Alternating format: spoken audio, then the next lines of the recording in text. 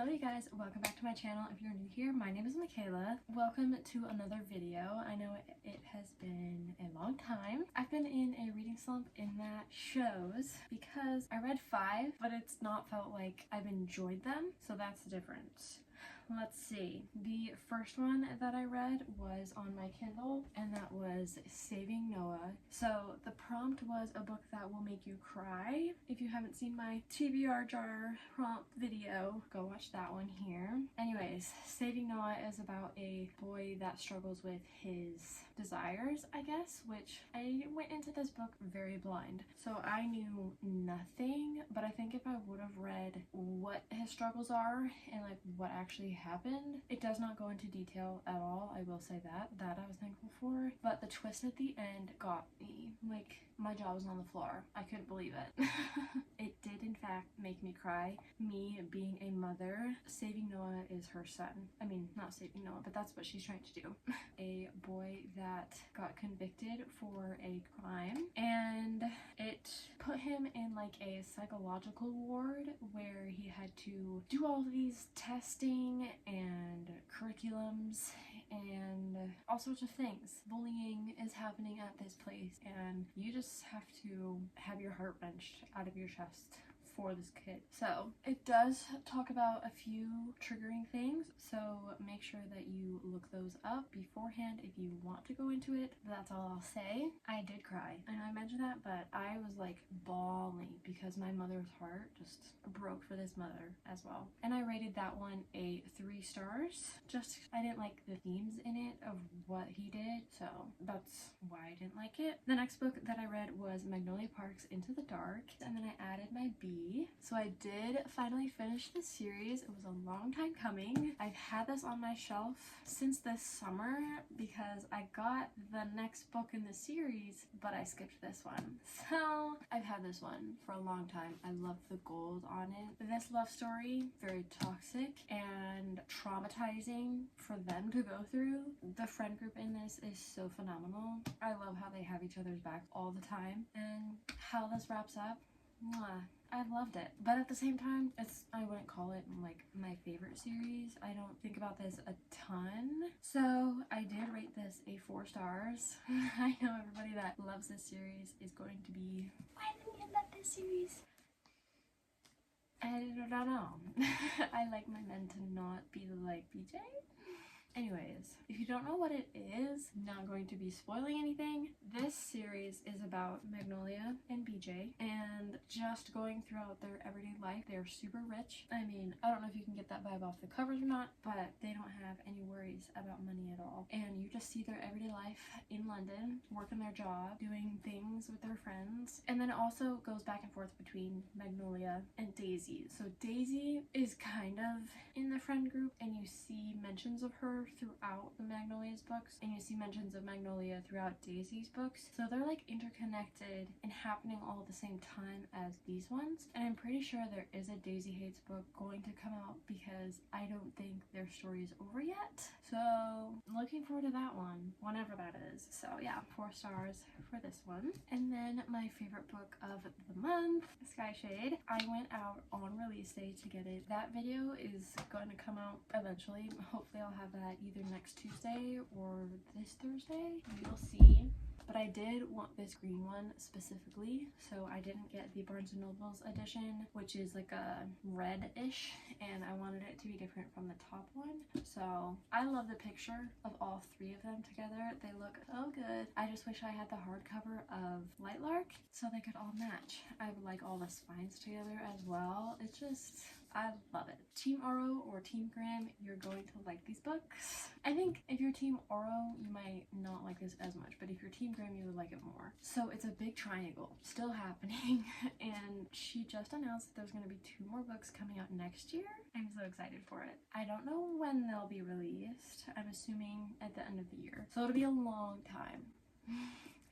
but maybe the one that is coming out before, like a little novella kind of thing, will come out in the middle of the year or beginning of next year. We'll see. I don't know. And I also wonder if Lauren Roberts is going to come out with another novella before her release of Fearless in April. Anyways, if you don't know what this series is about, White Lark is an island that appears every 100 years, and there's 6 rulers, I think, 6 or 7. I don't quite remember the number, but anyways, each ruler has a different power, I guess you would call it, and then you also have a curse that direct correlates with their power. So it's like the Skylings, their curse is that they can't fly anymore, but they have the power to manipulate the wind. The Moonlings, they have the power to move water, but every full moon, if they are caught outside, and also if they're in reach, the water will come and get them and drown them. The Wildlings have the power of plants and to grow things, and then they also bond with animals, but their curse is that they have to eat human hearts in order to survive. So Isla, the main character in this, is a Wildling, and she has to go to White Lark and compete in this competition to figure out the curse of White Lark and how to break all the curses. And in order for that to happen, one ruler has to die. And with that, if one ruler dies, all of their people die with them. So I think this is the 5th time it's happened. Like the 5th time they've had a centennial, or the White Lark, or whatever. But anyways, this one, I ate this one up. I read it in 24 hours or less, and I rated it at 5 stars. One of my favorite books. I was hoping this would excite me for more books, but I think it just made me slump more because nothing after it compared to it. So, working on it.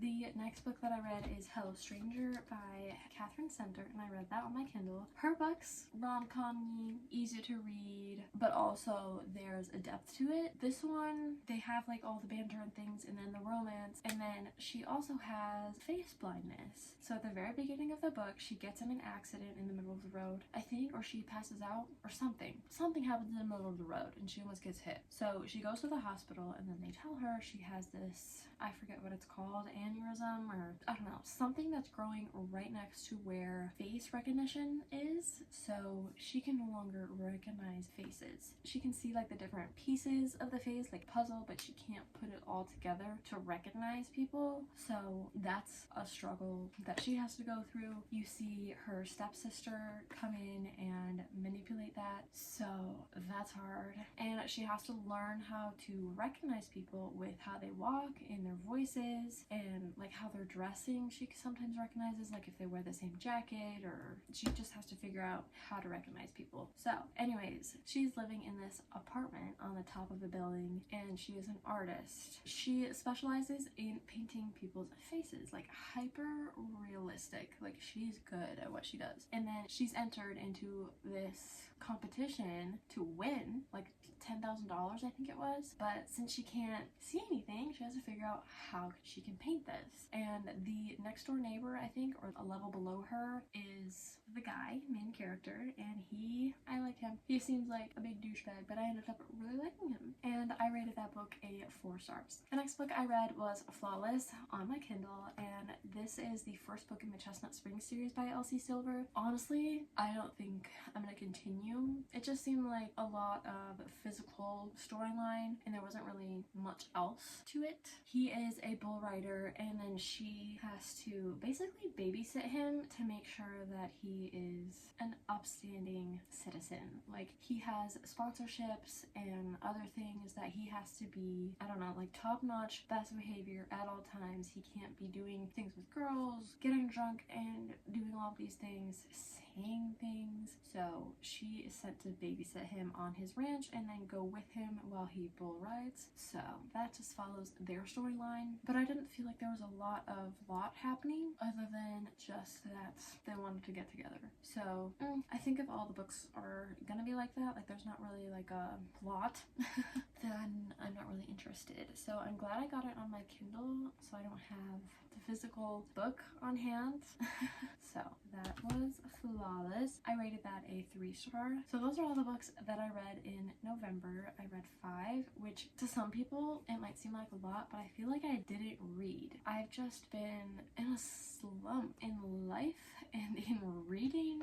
I don't know. I just feel like I'd dragging going into the winter time. I'm very sad that it's snowing, but an upside to that is Dina got me and Cassie winter decor. So she got me a candle that says first snow, which we've had our first snow the day after Thanksgiving, and then it went away a little bit, and then it's gonna snow some more. So I got first snow.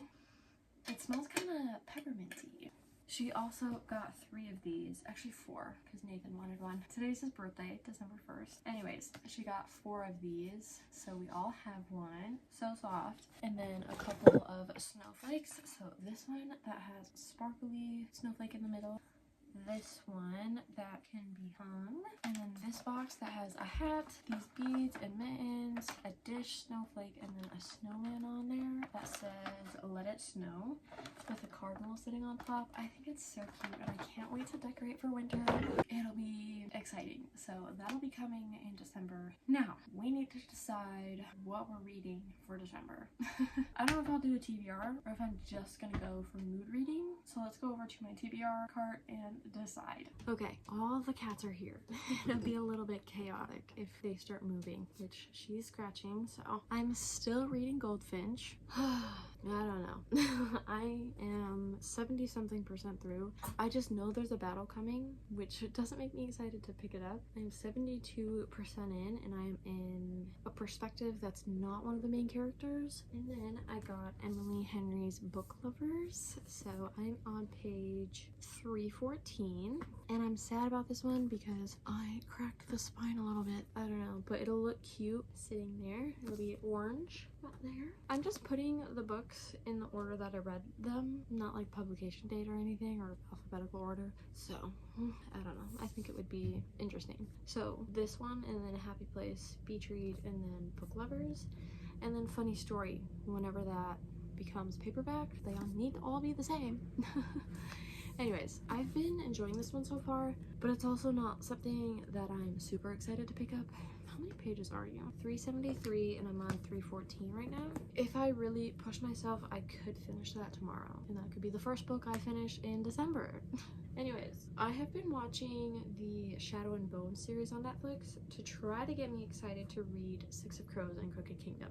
Now, I don't know about anybody else. It's just not doing it for me. I don't know, like, I'm watching the show and it's okay, but I'm not loving the parts where it's Kaz and his team, or his crew, I guess they are called. So I just don't know how I'm gonna like Six of Crows and Crooked Kingdom. These were the books that were on my November TBR. I did not get to any of them, and I did not even pick them up. So these can go back on the shelf. I honestly really don't know. Maybe I need to do like a mystery thriller. I've started this one a couple times. I don't know. Maybe I should continue this one and like actually give it a go. So maybe I'll do a couple thrillers. I don't know if I should get into a fantasy.